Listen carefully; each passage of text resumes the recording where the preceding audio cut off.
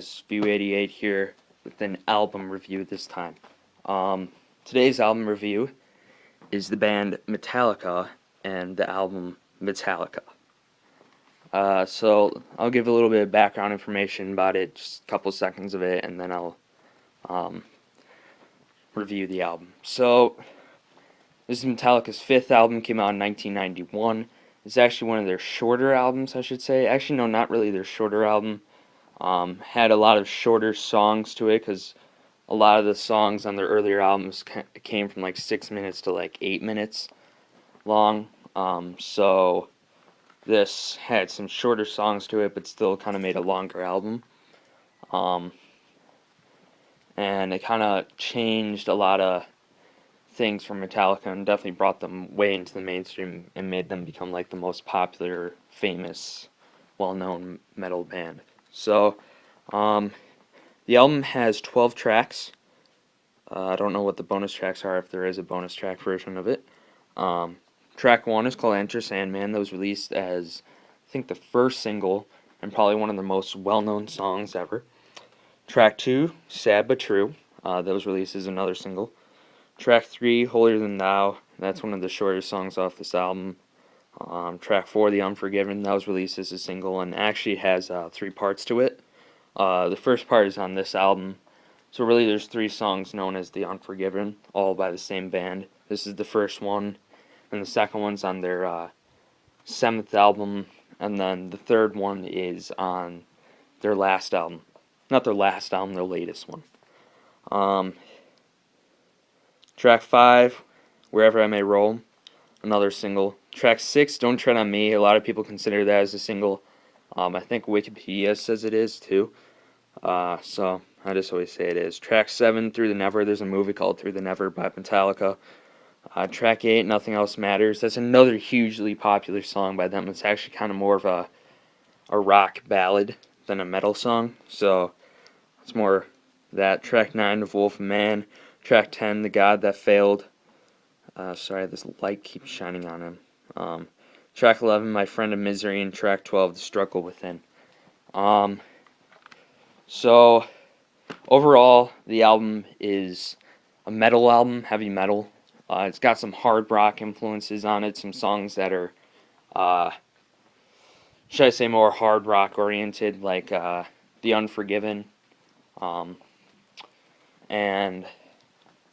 then there's a lot of other songs that are more oriented around heavy metal, like Sad But True. The album is actually considered more of a slower metal album than their other ones. Mostly the slower tempo. There's songs that still kind of have that thrashiness to it, but isn't as fast. Songs like Through the Never and Sad But True kind of have like a thrashiness to it, but still not speedy as their earlier thrash metal stuff from their first 4 records. So this definitely kind of changed them, their sound. They wanted to experiment more with their next albums, and this kind of just paved the way for that. So a lot of people kind of like blame this album for just making them change, especially with their 8th album, which a lot of people despise. I don't know why. They always say that like kind of sounds bad. The drums have more like weird sound to them, different than the drum sound before, and there's no Kirk Hammett guitar solos in their 8th album. So it's like everyone keeps saying it sucks when really actually you just gotta learn to appreciate it. Yeah, so this album actually is the second album with their second bassist, really more second or third bassist, I think. Their second more well-known bassist, should I say. There's a bassist that they had from their first album to their third album, then he died during the touring of their third album, so this is then they got a new bassist, so this is their second album with their new bassist, with their second bassist, with that bassist, so, keep saying bassist all the time, but yeah, so, This is his second album. He actually left. His last album with them was their seventh album. So really, he did 4 albums with the band. So, and I actually think those albums were pretty good albums. My favorite Metallica album overall, I think, is And Justice for All. Um, I'm not a huge Metallica fan, but they're really one of the only metal bands I really listen to right now. I used to listen to a lot of metal bands, but lost interest in metal more to pop rock and pop punk. You know, some of the more in regular rock and some more stuff you actually hear on the radio more.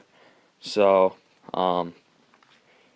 yeah, but overall, I think this album is a pretty good album. A lot of people, like I said, don't like it because it kind of changed them. But yeah, so, alright guys, see you later. Bye.